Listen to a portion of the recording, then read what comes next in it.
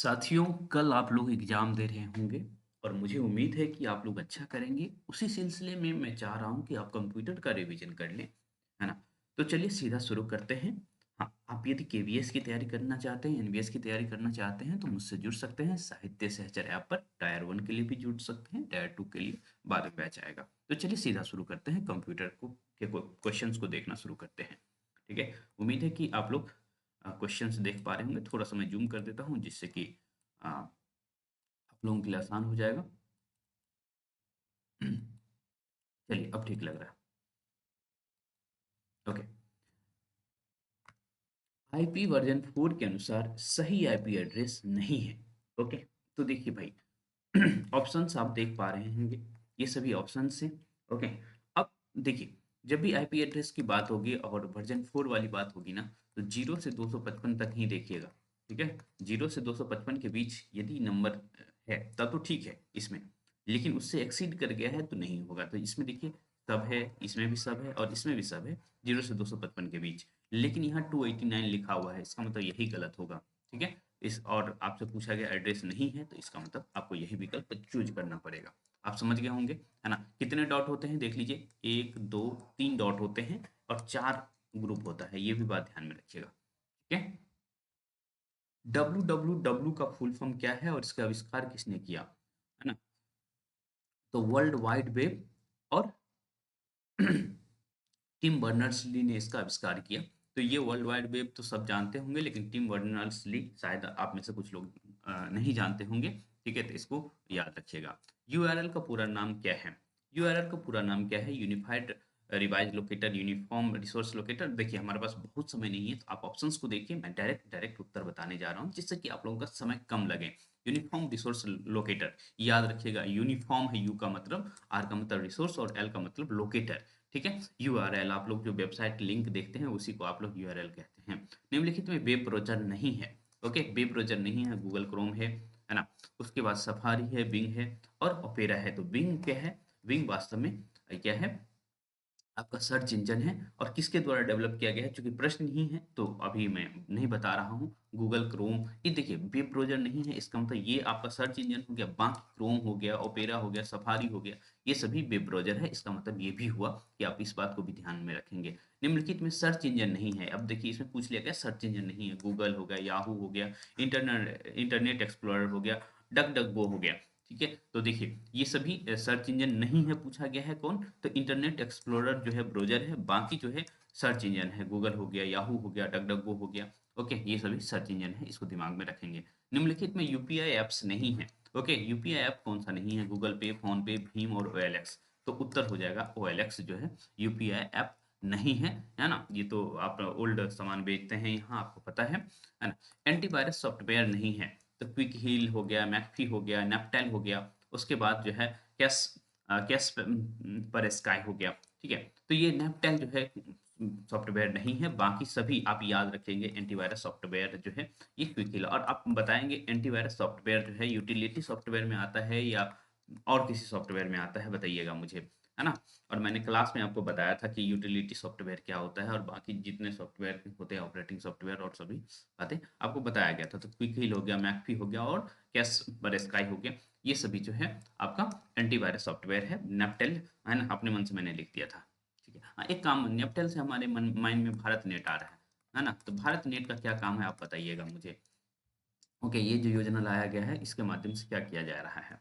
कल मैंने आपको बताया था। निम्नलिखित में सत्य कथन नहीं है, सत्य कथन नहीं है, ये पूछा जा रहा है आपसे, ठीक है? तो देख लीजिए, इसको थोड़ा-सा धैर्य से पढ़िए क्योंकि देखिए भाई इतना बड़ा स्टेटमेंट लिखा हुआ है तो ऑब्वियस सी बात है कुछ न कुछ कंसेप्ट देखिए, मैं क्वेश्चन के माध्यम से आपका कंसेप्ट क्लियर करना चाह रहा होता हूँ और कुछ नहीं, ठीक है? एग्ज़ाम में ये चीज़ फ़ायदा करता है, जैसे डब्ल्यूबी वाले एग्ज़ाम में हमारे जो टीजीटी के बहुत सारे स्टूडेंट सेलेक्ट हुए हैं, पीजीटी में भी बहुत सारे स्टूडेंट सेलेक्ट हुए हैं। कारण यही है कि क्वेश्चंस के माध्यम से मैं सिखाने का काम करता हूँ, ठीक? बाकी तो पढ़ाता ही हूँ, लेकिन क्वेश्चन के माध्यम से मैंने जो किया है टीजीटी और पीजीटी में मुझे काफ़ी आनंद आ रहा है। डब्ल्यूबी वाले में इतने सारे स्टूडेंट सेलेक्ट हुए हैं, ओके, तो क्या ही बताऊँ। वो आप जो है ये यूट्यूब पर देख ही सकते हैं। ख़ैर इधर-उधर की बातें कम करेंगे हम क्योंकि आपका समय बहुत इम्पोर्टेंट है। इंटरनेट एक्सप्लोरर माइक्रोसॉफ्ट द्वारा डेवलप किया गया वेब ब्राउज़र है, ठीक है? एज माइक्रोसॉफ्ट द्वारा तैयार किया गया वेब ब्राउज़र है। देखिए माइक्रोसॉफ्ट माइक्रोसॉफ्ट आ गया तो बहुत लोग सोचेंगे कि दोनों में से एक गलत होगा। नहीं दोस्तों, इंटरनेट एक्सप्लोरर को रिप्लेस करके एज आया है, मतलब एज नया नया है और दोनों जो है माइक्रोसॉफ्ट के द्वारा ही डेवलप किया गया है। सफारी एप्पल द्वारा तैयार किया गया वेब ब्राउजर है ना। तो देखिए जो है सत्य कथन नहीं है। ओके, तो एप्पल ने ही सफारी को डेवलप किया गया और वेब ब्राउज़र ही है सफारी, ठीक है? आप लोग एप्पल का फ़ोन यूज़ करते होंगे तो वहाँ सफारी का ऐप बना हुआ होगा।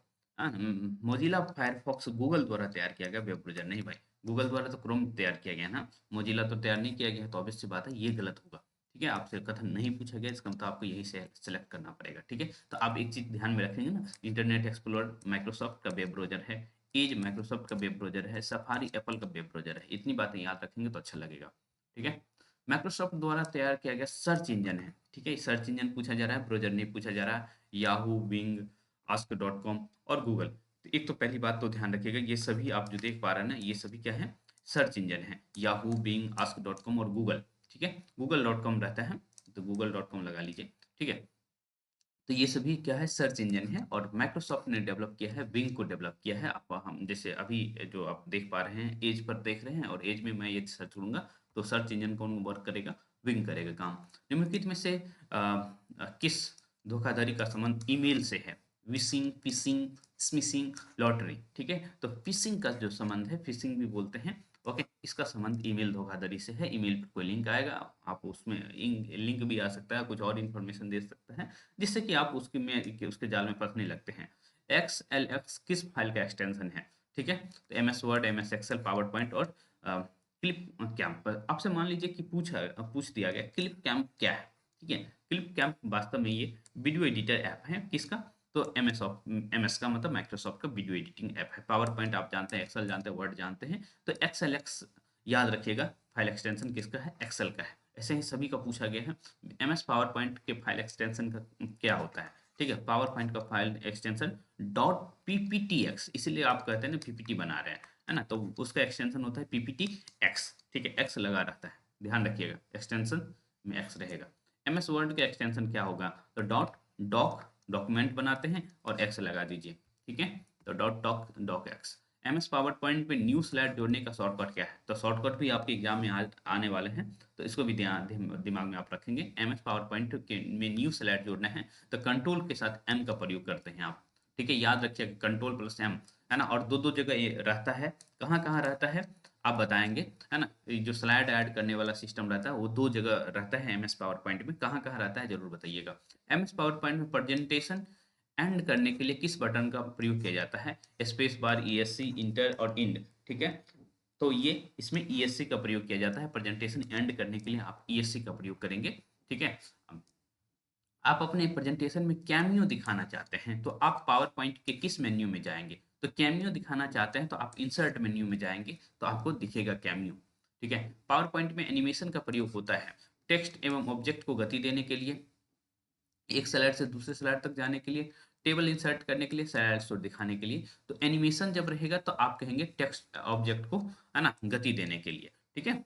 टेक्स्ट और ऑब्जेक्ट जो आप ऐड कर रहे हैं पावर पॉइंट में उसको गति देने के लिए एनिमेशन का प्रयोग करते हैं। चूंकि ट्रांजिशन का क्वेश्चन है ही यहाँ, इसलिए ट्रांजिशन के बारे में मैंने नहीं बताया। यहाँ देखिए क्वेश्चन है ही, क्वेश्चन देख लीजिए। MS पावर पॉइंट में ट्रांजिशन का प्रयोग किया जाता है एक टेक्स्ट से दूसरे टेक्स्ट पर जाने के लिए, एक स्लाइड से दूसरे स्लाइड पर जाने के लिए, एक ऑब्जेक्ट से दूसरे ऑब्जेक्ट पर जाने के लिए, स्लाइड शो दिखाने के लिए। तो वास्तव में एक स्लाइड से दूसरे स्लाइड पर जाने के लिए ट्रांजिशन प्रयोग होता है। टेक्स्ट और जो भी ऑब्जेक्ट आप इंसर्ट कर रहे हैं उसमें उसमें एनिमेशन का प्रयोग करते हैं। दोनों बात आप याद रखेंगे, एनिमेशन और ट्रांजिशन में अंतर आप समझ गए होंगे। एक स्लाइड से दूसरे स्लाइड पर जाना है ना? तो एक स्लाइड से दूसरे स्लाइड पर जाना है तो आपको ट्रांजिशन प्रयोग करना पड़ेगा, है ना? जिससे कि आपका जैसे स्लाइड इंटर किया, है ना, तो घूमते हुए इंटर करेगा या फिर अपने। लेकिन टेक्स्ट में क्या होता है ना? टेक्स्ट जैसे आपने लिख दिया राम, ठीक है? अब इसका मोमेंट कैसा होगा तो उसके लिए एनिमेशन का प्रयोग करेंगे। लेकिन एक स्लाइड पर आपने राम लिखा है, दूसरा स्लाइड पर कृष्ण लिखा है, तो अब एक इस वाले स्लाइड से इस स्लाइड पर आ रहे हैं, नेक्स्ट स्लाइड पर आ रहे हैं, तो भाई उस केस में आपको क्या करना पड़ेगा?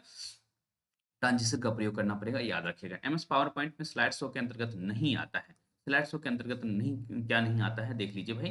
तो चेक स्लाइड जो है ये नहीं आता है। इसका मतलब है कि स्लाइड शो के अंतर्गत फ्रॉम बिगिनिंग आता है, फ्रॉम फ्रंट स्लाइड आता है और प्रेजेंटर व्यू आता है। ये तीनों आता है किसके अंतर्गत? स्लाइड शो के अंतर्गत। ओके, जो मेन्यू रहता है ना, स्लाइड शो मेन्यू, ओके, यहाँ बना जो रहता है उसी में आप देखेंगे फ्रॉम बिगिनिंग, आपसे जब स्लाइड शो पर क्लिक करेंगे तो आपसे पूछेगा कि स्लाइड शो कैसे करना चाहते हैं, फ्रॉम बिगिनिंग करना चाहते हैं, पहले स्लाइड से, मतलब जिस स्लाइड पर अभी है उसी स्लाइड से, या प्रेजेंटर व्यू के फॉर्म में दिखाना चाहते हैं, तो इस तरह से रहता है।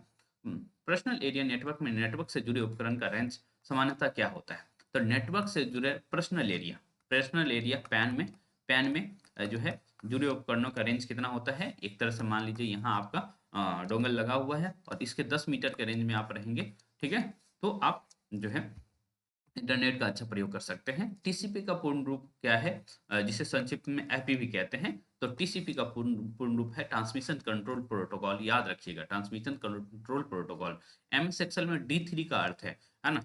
डी3 का क्या अर्थ है भाई? तो देखिए, जो अल्फाबेट वाला रहेगा उसको वो क्या रिप्रेजेंट करता है? कॉलम को। और जो नंबर रहता है वो रो को रिप्रेजेंट करता है। यही बात ध्यान में रखिएगा, ठीक है? और जैसे कॉलम इस तरह से बना रहता है, ए बी सी डी करके, ए बी सी डी करके, और रोज इस तरह से बना रहता है 1 2 3 करके, ठीक है? तो ये हो गया आपका रोज और ये हो गया कॉलम।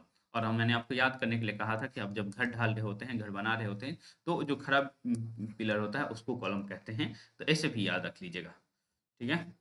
एमएस एक्सेल में किसी रो के अंत में जाने के लिए किस शॉर्टकट का प्रयोग करेंगे? रो के अंत में जाना है, ठीक है? रो नंबर वाला जो है होता है, रो बताता है। तो रो के अंत में जाने के लिए आपको क्या करना पड़ेगा? कंट्रोल प्लस, है ना, इस साइन का यूज करना पड़ेगा, फॉरवर्ड तीर का यूज करना पड़ेगा, ठीक है? कंट्रोल के साथ फॉरवर्ड तीर तीर आप चले जाएंगे, है ना, सबसे अंतिम में, ठीक है? वापस आना है तो क्या करेंगे? आप टाइप कर सकते हैं, टाइप करके बताइए एमएस एक्सेल में कितने रो होते हैं, है ना? कितने रो होते हैं? ये विंडो 10 की बात है, ठीक है? विंडो 10, विंडो 11 पे नहीं गया हूँ, विंडो 10 से ही ज़्यादा प्रश्न आ रहे हैं आपके, ठीक है? तो ये 10 48 576 याद रखिएगा। कितने रो होते हैं? 10 48 576। कॉलम की संख्या मैंने बताया था, लेकिन आपको याद रखने की जरूरत नहीं है। A1, B1, C1, D1 को जोड़ने के लिए एमएस एक्सेल में निम्नलिखित में से कौन सा तरीका अपनाया जाता है ना? इक्वल टू सम के साथ सभी को कॉमा देकर के लिख दिए, इक्वल टू सम के साथ, है ना, फर्स्ट वाले को और सेमीकोलन डाल के फर्स्ट वाले और लास्ट वाले को लिख दिए, या फिर इक्वल टू डाल के ये साइन प्रयोग कर लिए। तो वास्तव में तीनों तरीका अपना सकते हैं। तो इनमें से सभी, तो ध्यान रखिएगा, इस तरह के प्रश्न आ सकते हैं।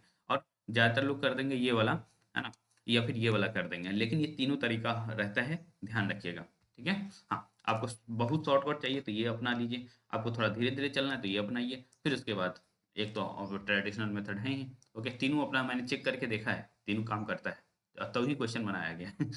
ओके, एमएस एक्सेल में किस मेन्यू में फ्रीज प्लान्स का ऑप्शन होता है? ओके, तो एमएस एक्सेल के किस मेन्यू में फ्रीज प्लान्स पेन्स का ऑप्शन होता है? तो व्यू मेन्यू में जाएंगे तो फ्रीज पेन्स का ऑप्शन आएगा, ठीक है? एमएस एक्सेल में एवरेज निकालने के लिए किस फॉर्मूले का प्रयोग करेंगे, है ना? तो B2 B3 B4 B5। Okay, तो ये इन दोनों का प्रयोग किया जाएगा, ठीक है? एवरेज डाल के पहला और अंतिम कर लीजिए, या फिर कॉमा डाल के कर लीजिए, तो दोनों रहेगा, तो इसलिए दोनों याद रखेंगे आप लोग। एमएस एक्सेल में ऑटो सम करने के लिए किस शॉर्टकट का प्रयोग किया जाता है? ऑटो सम करने के लिए किस शॉर्टकट का प्रयोग किया जाता है? शॉर्टकट बहुत पूछा जाता है, तो ध्यान रखिएगा। तो ऑटो देखिए, जो बहुत ज्यादा यूज होता है वही आपसे पूछा जाएगा। तो ऑटो सम का शॉर्टकट अल्ट प्लस इक्वल होता है, ठीक है? अल्ट प्लस इक्वल होता है, ध्यान रखिएगा। ऑटो सम का जो होता है अल्ट प्लस इक्वल होता है, ध्यान रखिएगा। बर्निंग और डिस्क का क्या अर्थ है? बर्निंग और डिस्क, डिस्क को बर्न करने का क्या मतलब है? सीडी या डीवीडी ड्राइव में डाटा लिखना, याद रखिएगा। बहुत लोग क्या करेंगे, इस पर लगा के आ जाएंगे, या जलाना पर लगा कर आ जाएंगे। नहीं, डाटा लिखना मतलब डाटा एंट्री करने का मतलब है। बर्निंग और डिस्क यहाँ डाटा एंट्री करने का मतलब है, एक तरह से कुछ डालने का मतलब है, न कि जलाने या निकालने से, है ना? भारतीय भारतीय सरकारी, देखिए, भारतीय सरकारी वेबसाइट का डोमेन नेम क्या है? देखिए, केवल सरकारी लिखा रहेगा तो .gov कर लीजिएगा, ठीक है? केवल सरकारी लिखा रहेगा तो .gov करना है। भारत सरकार का रखना है तो .gov.in, ठीक है? ये मैंने आपको अभी चाहूँ तो दिखा भी सकता हूँ। जैसे मान लेते हैं कि यूपीएससी का वेबसाइट लेते हैं, ठीक है? यूपीएससी का वेबसाइट चूंकि सरकारी वेबसाइट है तो देख लीजिए, है ना? देखिए आ गया ना .gov.in। ओके, .gov.in आ गए, हाँ या ना? तो यही बात मैं कह रहा था, .gov.in। हाँ, केवल सरकारी लिखा रहेगा तो .gov कर लीजिएगा, ठीक है? लेकिन भारतीय सरकारी वेबसाइट लिखा रहेगा तो .gov, गवर्नमेंट, और INC मतलब इंडिया, तो भारतीय सरकारी वेबसाइट के लिए .gov.in, ठीक है? ध्यान रखिएगा इस बात को, मैंने जान से इसको दिया था, ठीक है? कि भाई आप लोग थोड़ा सा कंफ्यूज हो, है ना?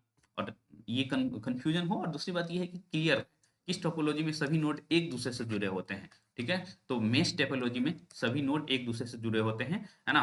मतलब एक नोड खराब भी हो गया तो भाई दूसरे से जुड़े हुए हैं तो काम हो जाएगा। तो इसमें कभी ये बहुत फास्ट होता है, मेश टोपोलॉजी बहुत फास्ट होता है क्योंकि सभी एक दूसरे से जुड़े हुए होते हैं। स्टार टोपोलॉजी में क्या होता है, एक से सभी जुड़े होते हैं, ठीक है?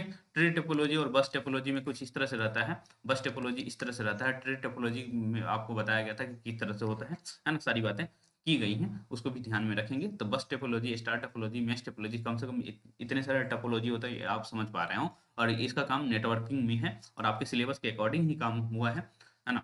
ऑपरेटिंग सॉफ्टवेयर नहीं है, operating system Unix, Linux Google के द्वारा डेवलप किया गया है। ओके, एंटीवायरस और मैक, तो एंटीवायरस यूटिलिटी सॉफ्टवेयर है, ऑपरेटिंग सॉफ्टवेयर नहीं है, ठीक है? एंटीवायरस अभी ही मैंने आपको बताया था कि यूटिलिटी सॉफ्टवेयर है ना? बाकी देखिए मैक जो है किसके द्वारा डेवलप किया है, एप्पल ने डेवलप किया है, लिनक्स यूनिक्स, है ना?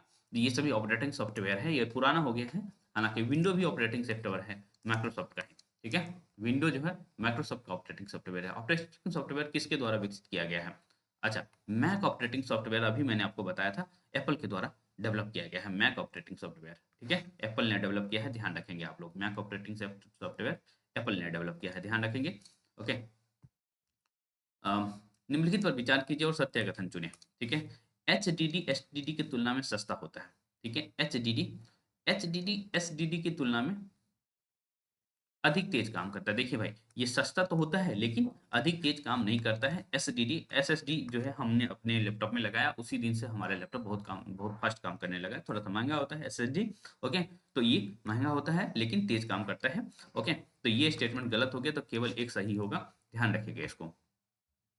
ओके, नेक्स्ट प्रश्न की तरफ चलते हैं। निम्नलिखित में रैम से अधिक तेज है, रैम से अधिक तेज होगा, जो जो जो ज्यादा छोटा होगा वो अधिक तेज होगा। यूएसबी हो गया, हार्ड डिस्क हो गया, है ना? मैग्नेटिक टैप्स हो गए, तो ये सभी जो है नहीं, मतलब हार्ड डिस्क भी नहीं होगा और यूएसबी नहीं होगा, है ना? कैचे जो होता है, यह कैसे जो भी आप पढ़ते हैं, है ना? तो ये बहुत फास्ट होता है क्योंकि ये बहुत मतलब छोटा होता है, हाँ? मान लीजिए मैंने आपको बताया था कि किस तरह से याद रखेंगे। ये एक टोकरी है और ये एक इतना बड़ा टोकरी है, ठीक है? इसमें बहुत ज़्यादा डाटा आपका आ जाएगा, तो इसमें ढूँढने में भी तो समय लगेगा, तो जब ढूँढने में समय लगेगा तो स्लो हो जाएगा। लेकिन कैसे जो है बहुत छोटा होता है, तो बहुत छोटा होता है, इसमें ढूँढने में आपका कम समय लगता है, इसलिए ये फास्ट होगा, ये स्लो होगा, है ना? हालाँकि स्टोरेज पावर इसका अधिक होगा, ठीक है? चाहे हार्ड डिस्क हो गया, यूएसबी हो गया, मैग्नेटिक टेप्स हो गया, ओके? ENIAC किस जनरेशन का कंप्यूटर है? तो भाई याद रखिएगा फर्स्ट जनरेशन का कंप्यूटर है, या काफ़ी पूछा जाता है, ठीक है? स्कूली स्तर पर अध्ययन सामग्री में इंगेजिंग बनाने के लिए किस ऐप्स का कौन सा ऐप विकसित किया गया है? स्कूली स्तर पर अध्ययन सामग्री को इंगेजिंग बनाने के लिए, है ना? दीक्षा दीक्षा ऐप जो है डेवलप किया गया है। फोर्ट्रॉन और कोबेल इत्यादि किस क्या है, ठीक है? कंप्यूटर है, कंप्यूटर मेमोरी है, इनपुट डिवाइस है और उच्च स्तरीय भाषा है, तो हाई लेवल कंप्यूटर लैंग्वेज है ना? फोर्ट्रॉन और कोबोल, याद रखिएगा। एमएस वर्ड के किस मेन्यू में आप फाइंड एंड रिप्लेस ऑप्शन देख सकते हैं? फाइंड एंड रिप्लेस ऑप्शन आपको होम में ही मिलेगा, ध्यान रखिएगा, ठीक है? रिव्यू और व्यू में नहीं मिलेगा, ध्यान रखिएगा ये बात।